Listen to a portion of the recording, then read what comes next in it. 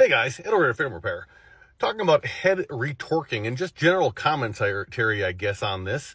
So first of all, recognize we rep for everybody. So if you want PSP heads, we got you. You want Kill Devil heads, we got you. You want Choate's heads, we got you. You want Asheville, you want DK, anybody's heads you want, we carry them, okay? I don't want some of your business. I want all of your business.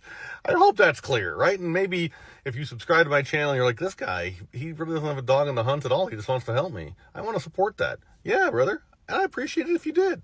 So that said, even if you buy your head someplace else, we'll call you and you call us for tech support.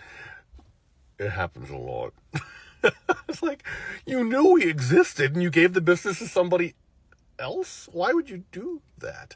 Anyway, if you want us to continue with our content, you got to give us the business. You guys giving us business allows us to keep the lights on. We love you. Love us back.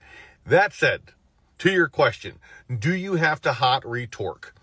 You don't have to do anything. But here we have a head that we know you've only got head bolts along the perimeter, right?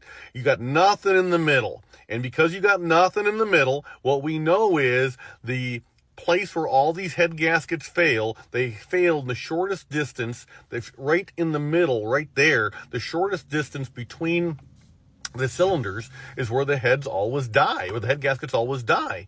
And why is this? This is because the heads actually flex, right? We've talked about this in other videos, and we'll get to some fresh content here in just a second. Hang with me, please. So the head actually flexes. So I am actually a huge proponent, and different folks will do it different ways. They'll say, hey, look, I'm going to go through the torque sequence. Say you're running like ARP 2000s, which call for a top-end torque of 210 foot-pounds. And so, ARP wants you to do 70, 140, 210 foot-pounds, and you're done. My take on that is no. Let's step one, chase the threads, make sure that our torque spec can be believed. Step two, not start at 70 foot-pounds, start at like 35 foot-pounds. And we don't want to crack ahead here. Obviously, following your torque sequence so that you're going, from the inside out kind of thing on your torquing. It just makes sense. Just think about it. It's the same way you put a freaking, lugs on your tires. You don't go around in a circle. It's just not going to end well for you. So, but start at 35 foot-pounds, then 70, then 140, then 210, and then stop and come back literally tomorrow. And if you come back literally tomorrow, we have seen no movement. We've seen as much as 180 degrees of movement the next day, getting it back to, you're just retorquing to 210 foot-pounds. And people say, oh, I've never seen that before in my life. Well, that's fine. We have. And we're not the only ones. And so if you see any movement whatsoever, I would wait another 24 hours and I would do it again and keep on doing that until you see no movement whatsoever. Then what I would do is I would go put it all, button it up. I'd follow my video on how to prime the high pressure oil system. Watch that on YouTube. Watch that here. Do whatever you have to do.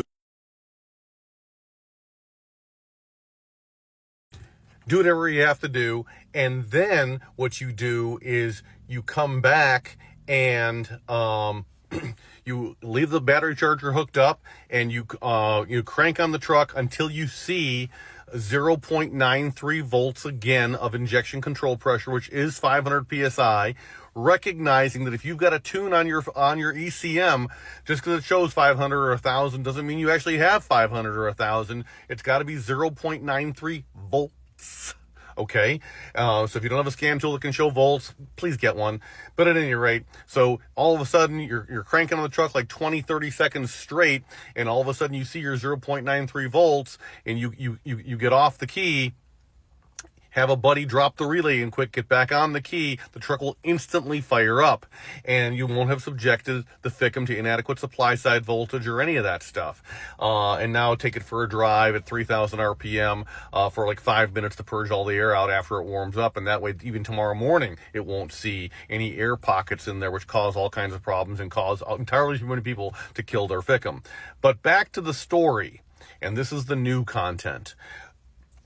Hot, cold cycles do matter.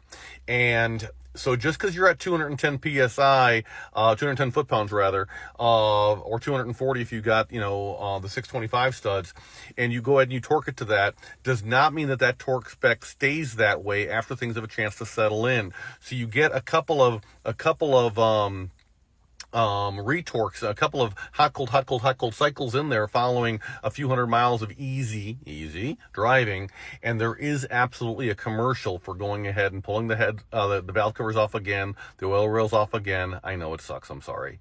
And going ahead and retorquing them to that top end torque. If you do that, and I know it's work, and then if you follow the whole priming the hyperstroll system conversation again, if you do that, you will have absolutely done everything that you can do. Well, you'll have done everything that you can do to minimize the chance of a future blown head gasket or a future cracked head. And that presumes that you have, done proper prep, that you've taken like a 220 grit stone over your already flat heads in an X pattern, to go ahead and give you the roughness average that those head gaskets need. And it assumes that the heads are within 2 thousandths of flat. It assumes that the short block is within 2 thousandths of flat. It assumes that you don't have more than 30 thousandths of piston protrusion after you've made sure that the short block is flat. And it assumes that you've got that 220 grit X, hatch pattern on the short block as well, so that the head gaskets have something to attach to. So if you do all of that, you have done the belt and suspenders approach to putting in studs. And therefore the likelihood of you having a problem again is way lower. This isn't something special with PSP's heads. I don't care whose heads you use. If you follow that process, you are absolutely minimizing the likelihood of having blown head gaskets moving forward. Also, and down this path, if you're still with me, good job out of you for not reusing existing heads. I am never a fan, ever a fan of reusing existing heads. You're going to deck them, you're going to check them, you're going to verify, magnaflux them, there's no cracks, all this kind of stuff. They're just not quite flat. Let me go ahead and remove 2, 3, 4, 5 thousandths, and you're making your cylinder head gasket thin, your cylinder head itself thinner, which increases the likelihood of it flexing like that, versus newly cast heads. They don't have that problem. And you don't have all the hot, cold cycles in there either yet. And as a result, the likelihood of your head cracking later, because if you blow a head gasket, that's either because, you either blew the head gasket or, you tear it into it again. It's either because you blew the head gasket or because your cylinder head's actually cracked.